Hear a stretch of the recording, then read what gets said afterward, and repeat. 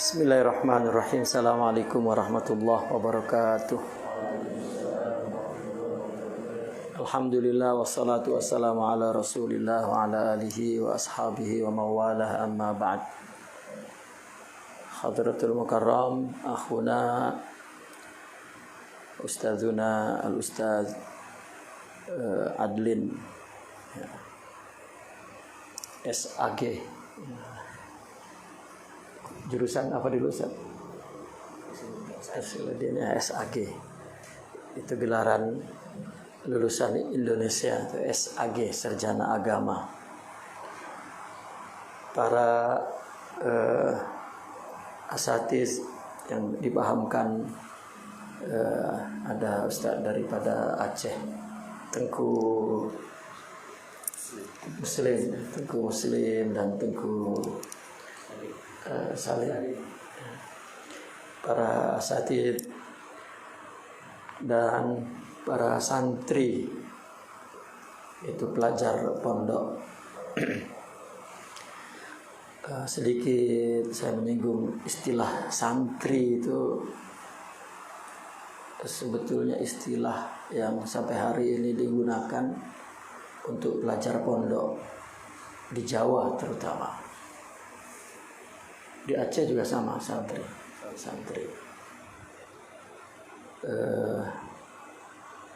Santri itu ada dua. Sajalah saya nak cerita asal muasal kata santri ya. Ada dua makna menurut para pakar sejarah tentang kata santri.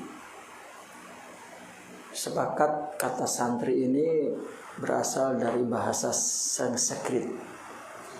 Di Indonesia disebut Sanskerta. Ada dua pandangan menurut pakar sejarah. Ada yang mengatakan santri dari istilah sastri, sama dengan sastra. Artinya kandungan kitab suci yang bernilai sastra tinggi. Pada zaman Hindu Buddha dulu, kitab mereka adalah juga sebagai sumber sastra ya. Sehingga orang yang sedang mengkaji ilmu agama mereka, kitab suci mereka, maka dia mesti menguasai sastra. Jadi disebut orang yang sedang belajar kitab agama mereka adalah sedang mensastri, sedang mempelajari ilmu sastra. Ada juga yang mengatakan santri dari cantrik. Cantrik ini seorang kanan atau pembantu rapat dari para sri, begawan atau pendeta, pertapa, orang suci. Pembantunya dia. Orang yang mendapat kehormatan untuk menjadi pembantu para petapa, para pendeta, itu adalah orang tinggi, punya kasta yang tinggi. Tidak mudah untuk orang yang kasta-kasta bawah untuk menjadi cantrik, itu tak mungkin, mustahil. Dia mesti ada keturunan setengah dewa. Nah, oleh Wali Songo, dia menjanjikan siapa yang masuk Islam dapat menjadi cantrik. Jadi orang-orang kasta bawah ini masuk Islam semua dan terus menjadi cantrik, pembantu para wali, para ulama. Itulah kemudian disebut orang-orang pondok yang belajar agama, yang belajar kepada para ulama disebut cantrik. Bersamaan dengan waktu menjadi santri. Maka tempatnya adalah pesantren. Itu sebab sistem pondok ini sama dengan sistem para padri. Mereka duduk dulu dalam tempat-tempat ibadah mereka mengkaji kitab sastra. Karena memang tanah Hindia ini ya, dari Nusantara sampai ke India, kalau dalam sejarah tanah India ini tanah Nusantara, bukan India yang sekarang jadi India. Itu perkembangan zaman yang panjang ya. Untuk pindah nama India ke sana, sebetulnya India itu Nusantara ini yang berubah menjadi bangsa Melayu identik dengan Islam. Jadi kalau ada pedang Nabi Muhammad itu adalah pedang India, sebetulnya pedang itu dibuat oleh orang Melayu, bukan orang India sana. Jadi terlalu panjang sejarah itu terjadi sebelum Islam, maka ketika Islam berdiri pun sudah ada India gitu. Padahal maka Indonesia dulu disebut Hindia Belanda, Semenanjung pun Hindia Belanda, karena nak dikuasai. Setelah direbut Inggris baru berubah istilah masing-masing di setiap negara. Namun Indonesia masih menggunakan kata santri, karena ulama dari petani, dari nak ubah, nak buang bahasa-bahasa yang dulu dianggap sebagai bahasa yang asalnya Hindu-Buddha, nak diubah ke bahasa Islam.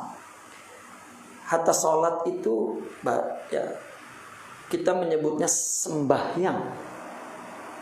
Sembahyang itu pun dari Burma sampai Indonesia sama. Orang Islam menyebut sholat sembahyang. Kita pergi ke petani, pergi ke Vietnam, pergi ke itu sembahyang. Karena Tuhan yang tunggal itu adalah Sang Hyang Widi, Tuhan yang satu. Jadi sembah, menyembah ya, Hyang adalah Tuhan yang satu, jadi sembahyang ya. Tapi kata sembahyang tadi ubah di daerah petani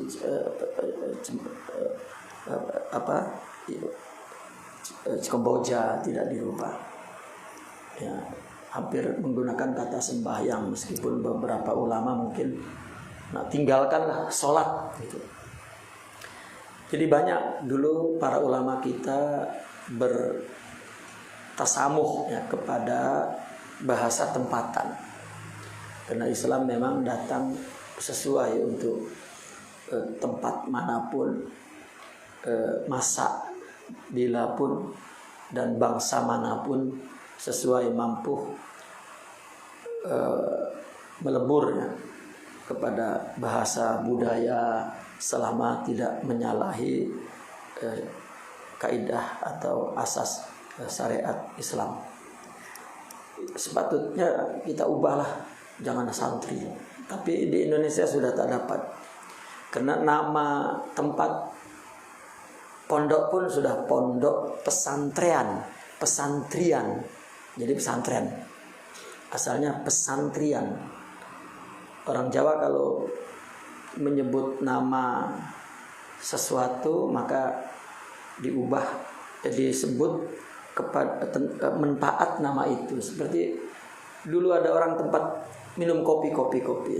Di tempat itu macam R&R lah dulu kan, di tempat duduk ngopi. Orang dulu menyebut pekopen, dalam bahasa Jawa pekopian, tempat ngopi. Pesantren tempat santri, pesarian tempat sare, tempat tidur, dan banyak lagi itu istilah-istilah bahasa Jawa dulu. Jadi pondok pesantren. Kalau di Semenanjung Petani pondok saja ya, pondok. Dan santri, cantrik itu sudah berubah menjadi pelajar pondok ya. Tapi kita semua memahami istilah-istilah yang dipakai oleh zaman dulu. Saya saja nak urai sejarah tentang santri atau cantrik atau sastri ya. Wallahu a'lam, benar atau tidak benar ya, itulah sejarah yang ditulis ya. Pelajar sekalian, alhamdulillah saya mendapat kehormatan untuk mengambil berkat pada dari para pelajar dan tempat menuntut ilmu, ya, karena sekecil apapun tempat itu, jika di dalamnya adalah tempat menuntut ilmu, sama mulianya dengan tempat yang besar sekalipun di sisi Allah Subhanahu wa ta'ala. Maka kita jangan merasa rendah diri, terutama para pelajar, para santri, ya, untuk menuntut ilmu. Justru di Indonesia pun orang ulama-ulama yang serius mendidik para pelajarnya, para santrinya agar dia alim dan soleh, dia mulai menghadkan bilangan pelajarnya, keramaian pelajarnya. Karena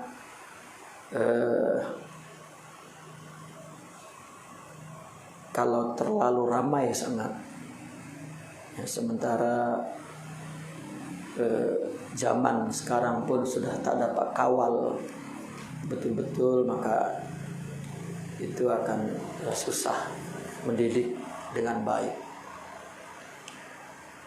Maka saya pun berharap, ya, sahabat-sahabat, kawan-kawan yang berjuang dalam dakwah mendirikan pondok tidak berharap untuk mempunyai pondok yang besar dan murid yang ramai, namun kita bersama-sama mendidik quality ilmu, amal, dan akhlak para pelajar, para santri. Karena pondok masih menjadi benteng ahli sunnah wal jamaah. Mungkin Ustaz Adlin melihat di Indonesia, ya, di mana di Indonesia tidak ada perlembagaan sultan sebagai pimpinan agama, yang menjadi harapan orang Islam satu ketika apabila terjadi kolapsnya sistem kapitalis ini atau sistem sekuler demokrasi, maka Malaysia masih punya perlembagaan. Indonesia tak ada. Para nasionalisme dulu membunuh sistem itu, membuang dan menghancurkan hingga luluh lantak, tak ada sisa pun, tak ada asar, tak ada. Namun pondoklah satu-satunya pesantren sebagai benteng ahli sunnah. Mungkin di Indonesia kalau pemerintah misalnya sangat kejam, maka ulama-ulama pondok itu berdiri menentang, maka kerajaan Indonesia kalah dengan santri pondok-pondok itu. Sampai hari ini rakyat Indonesia masih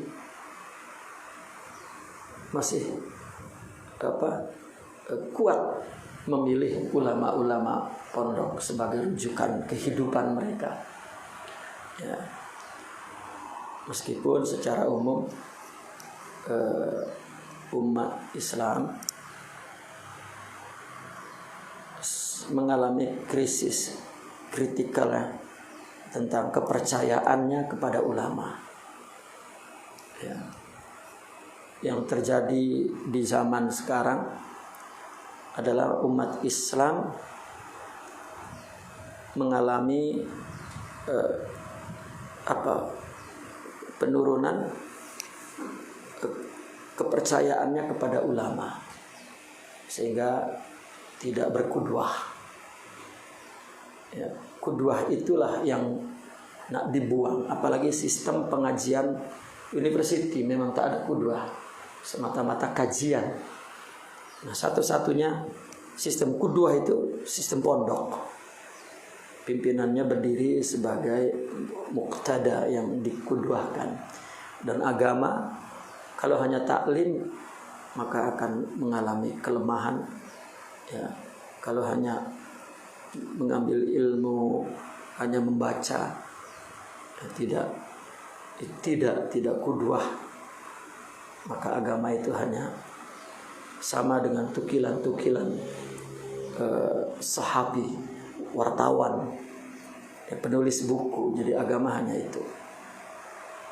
Nah, maka beruntunglah para santri, para pelajar pondok, ya, yang masih Allah takdirkan, Allah ilhamkan, ya, Allah pilih ingin mengaji di pondok, ya, ingin mengkaji talaqi, ingin mempunyai kudwah, ya, ingin menjadikan diri sebagai penyambung, pelapis, pelanjut para pendakwah, para ulama, ya, yang menyebarkan Islam bukan hanya dengan tulisan dan lisan, tetapi juga dengan hal, dengan perilaku, kedua contoh teladan yang baik.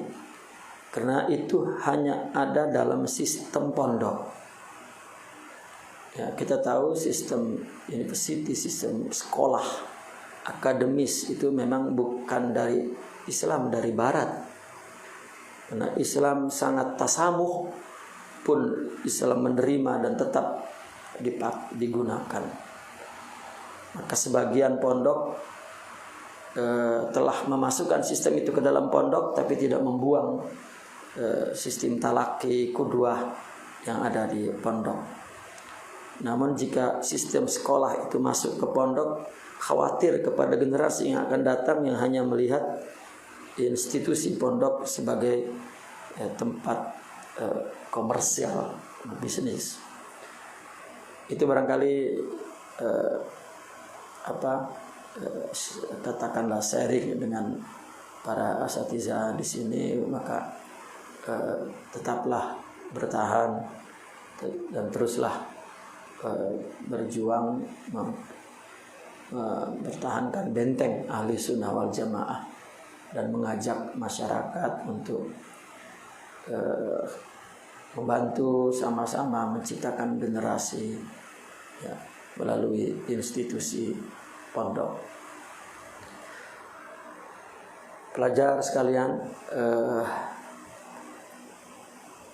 saya tidak tahu apa sistem kurikulum di pondok ini, namun sistem pondok itu ya sistem talaki, ya, mengaji di depan tuan guru, membaca, mendengar syarah, menghafaz.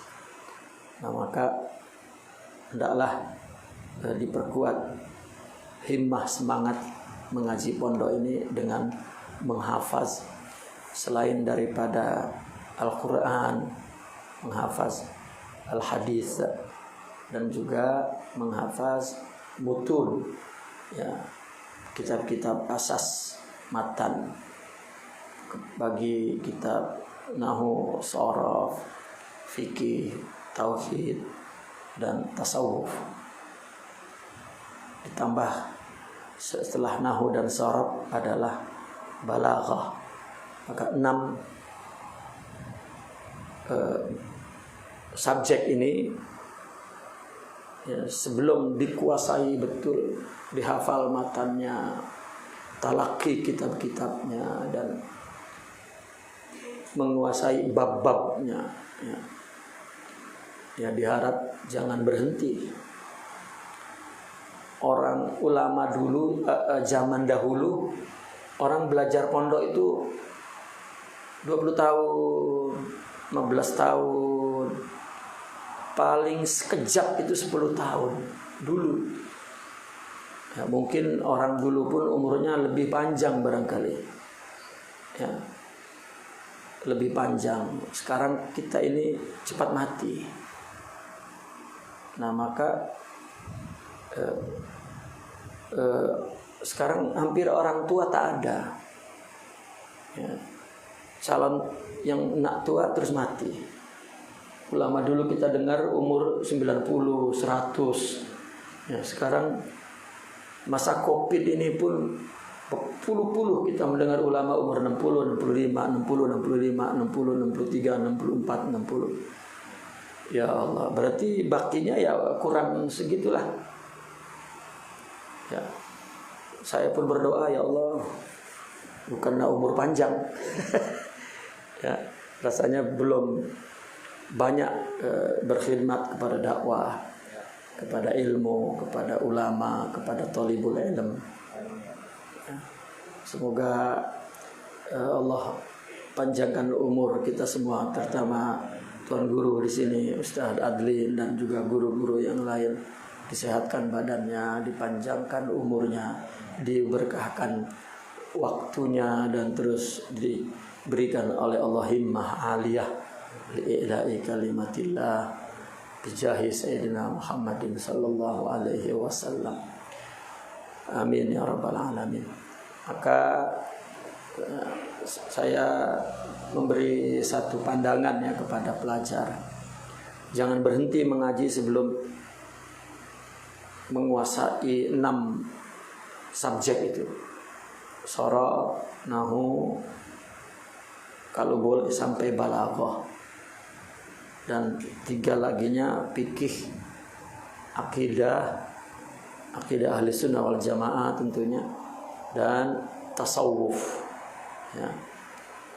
Karena kalau belum menguasai 3 bidang ilmu syariah ini, tapi juga jangan lupa menguasai 3 bidang alat, ya, kaidah bahasa untuk membaca, maka akan kurang kita untuk melanjutkan, ya, menjadi pelapis untuk menyambung kehidupan dakwah Islamiyah. Dan binaan pondok ya, yang sederhana tetapi disebut sebagai pondok suci ya, karena antum ada di pondok ini, pernapas itu sebuah tasbih, sebuah zikir. Nah, meskipun tak buat apa-apa, tidur saja di pondok itu semuanya pahala itu, karena antum tidur untuk mengaji, antum tidur berada di tempat thalabatul ilm, ya, orang yang menuntut ilmu, orang yang sedang menuju kepada Allah, ya, yang disebut maksum, tanda kutip, mahfuz, dipelihara oleh Allah, dosanya diampun, ya, pahalanya berlipat-lipat ganda. Maka jangan disia-siakan waktu itu, ya, kecuali untuk terus menghafal, mengikuti pengajian, kuliah, atau arahan-arahan yang ada di pondok ini. Dan saya pun dulu macam ini juga, ya, di pondok. Dulu orang pondok mulai umur 13, sekarang pun masih. Ketika saya mendengar anak santri umur 11, 12, 13, Allah, ya, harapan panjang lagi rasanya, ya. Tapi ketika saya dengar orang baru masuk pondok umur 18, aduh, ya, dia lama ketak nih mengaji, mungkin 2 tahun berhenti, ya, terus nak kawin. Nah, kalau umur masuk pondok umur 11, 12, 13, harapan panjang, lama nih budak nak kawin nih, ya, paling kurang di depan dia ada 5-6 tahun. Maka kalau boleh, pondok itu memang mengambil pelajar dari umur muda, ya, dari umur kecil lah, ya, karena sekarang besar sedikit banyak cabaran, banyak tantangan, ya. Dia cuti saja anak tuh sebulan, balik entah bawa macam-macam masalah, ya. Dan saya berharap di pondok ini memulai pengajian dari umur-umur yang masih bersih, diajak menghafal, diajak banyak membaca, ya. Kalaupun ada yang umur lebih, kita yakinlah dia belum terpengaruh dengan berbagai macam kerusakan, agar tidak menjangkiti kepada pelajar-pelajar yang lain. Nah, saya pusing-pusing ya ke petani ya, di dalam petani katanya ada 700 lebih pondok ya. Saya datang ke pondok-pondok besarnya ya, dah bertahun-tahun lah. Saya mulai ke petani pada tahun 2009 ya, 2000. Terus setiap tahun saya berziarah, dan ke Semenanjung ini pun ya, Kelantan, Trengganu, Kedah, memang 3 negeri ini yang penuh dengan ulama, pondok ilmu ya, dan menjadi benteng Semenanjung ya. Pun saya pergi ke Aceh pun ya, saya pergi ke sebagian besar pondok-pondok yang besar di Aceh. Kalau Jawa ya memang saya tinggal di Banten ya, saya sangat dekat dengan ulama-ulama di Jawa, di pondok-pondok besarnya.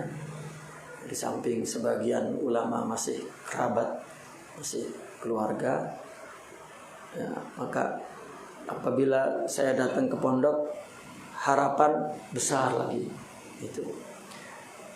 Nah, oleh karena itu kita bertanggung jawab meningkatkan kualiti pondok agar tidak dipandang sebelah mata oleh para ilmuwan di luar. Dulunya pondoklah satu-satunya yang menjadi tempat para penuntut ilmu. Di zaman Kesultanan tak ada tempat pengajian kecuali pondok itu ya, tapi setelah berubah kepada sistem barat, baru kerajaan punya institusi pengajian yang kita lihat sekarang. Ya, alhamdulillah ulama di dunia terus beradaptasi dengan sistem itu, dan tetap Islam masuk ya, kepada seluruh perkembangan dan perubahan yang terjadi di dunia ini. Namun untuk sementara di Nusantara ini hanya pondok, karena tidak ada di dunia ini yang sistem pengajian agama yaitu punya sistem pondok. Nah, tidak ada di dunia ini, tidak ada kecuali di Nusantara, mulai dari Kamboja dulu, Vietnam, terus petani, Malaysia dan Indonesia. Nah, semoga ini kita hormati, kita hargai. Di negara Arab ya, saya nak cakap dengan antum supaya antum paham. Di negara Arab tak ada satu negara pun yang membolehkan ulamanya bina pondok. Memang dia tidak punya sejarah ya, tidak punya sejarah. Tempat mengaji mereka di masjid. Para a'imah dulu itu, para ulama besar mujtahidin dapat ilmu di masjid. Kalau dia buat pondok pun masih masjid ya. Maka ketika ulama kita ada pondok, maka masjid ada yang mensucikan masjid dari selain sholat dan zikir, tak boleh ada apa-apa. Padahal mula-mulanya masjid juga ya, karena melihat Rasulullah dulu dari masjid berdakwah. Baru kemudian ada university, maka seluruh dunia Arab membina university di bawah pemerintah baru.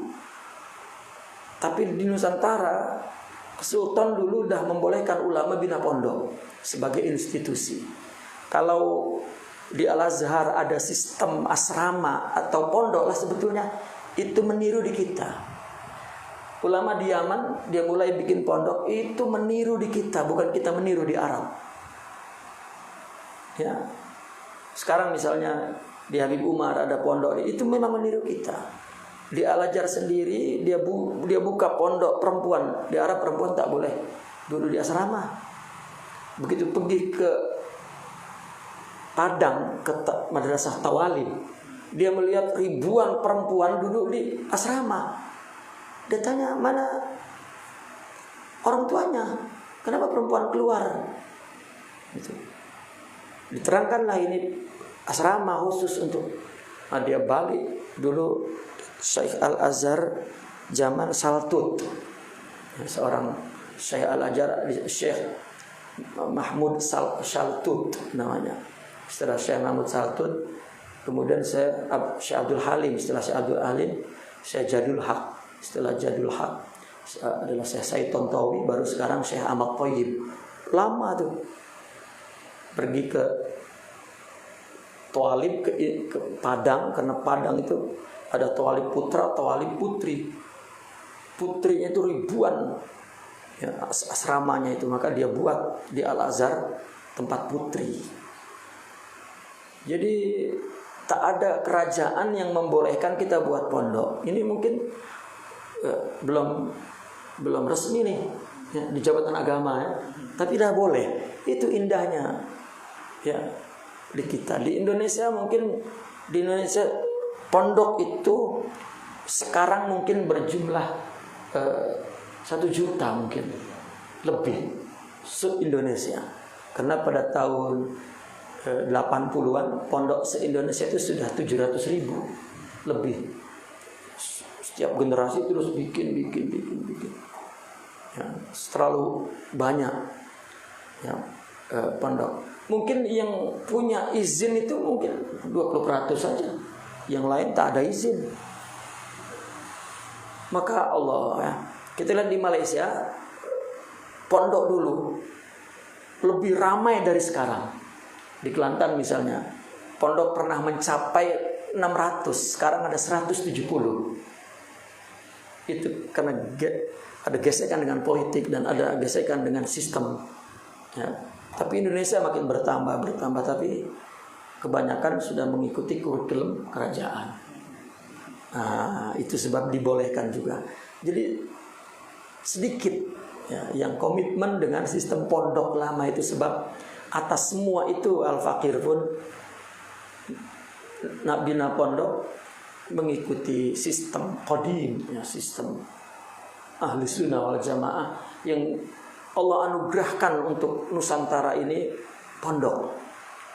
Kerajaan tak berani kacau. Ya, itu satu keajaiban sebetulnya. Ya, ulama Arab yang sering datang ke sini sebetulnya kagum dengan Nusantara ini. Ya, kita yang ilmu sedikit boleh bikin pondok tuh. Ya, di Arab kalau belum hafal Quran, hafal hadis dan paham semua ulum syariah, mengajar di masjid pun tak berani.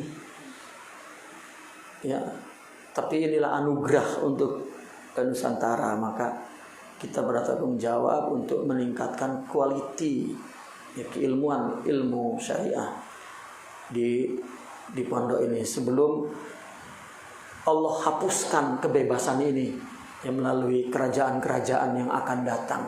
Kalau pondok kita tidak melahirkan orang-orang soleh yang membantu untuk membesarkan bangsa, negara, ya, dan juga umat Islam di Nusantara. Itu harapan dari Al-Fakir, ya, kepada para santri, ya, agar semangat belajar, mengaji dan menghafal. Adab pondok itu mengaji, ada yang mengatakan 5, ada yang mengatakan 6. Pertama, as-sukut, ya, dia. Kedua, as-sama', banyak mendengar. Ngaji semua itu kita mendengar, ya, dan jangan mengkritik. Dengar dulu, terus mendengar, membaca, itu termasuk. Kemudian al-hifaz, ya, menghafal.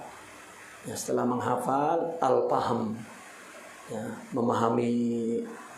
Ya, setelah memahami, al-amal, beramal. Karena selama ini amal kita ini masih